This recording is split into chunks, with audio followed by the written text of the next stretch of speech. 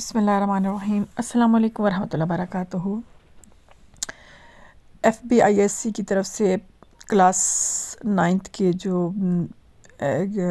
SLOs based examination के model question papers हैं वो अपलोड हो चुके हैं माई मिक्स प्लेट पर। आज से जो है ना वो क्लास 10th के जो है ना SSC 2 के जो है ना वो मैं अपलोड कर रही हूँ।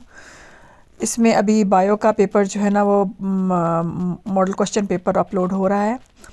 आप इसको गौर से देखिए बेटा, इसको पढ़िए, इसी के हिसाब से सवालात के जवाबात लिखिए, समझिए, अपने उस्ताद से इसकी मदद लीजिए कि कौन सा क्वेश्चन किस तरह हल करना है, ताकि आपके पेपर में जो है ना वो पूरे नंबर आएँ। इसमें सेकंड और थर्ड जो हिस्सा है वो उसके ये क्वेश्चन आंसर्स हैं, और उसके बाद कौन से चैप्टर से कितना लिया गया है वो भी साथ साथ बोर्ड वालों ने बता दिया सेक्शन के साथ। इंशाल्लाह ताला ये आपकी जो है ना पेपर में बहुत हेल्प हो जाएगी और आपको आसानी हो जाएगी कि आपने किस तरह याद करना है।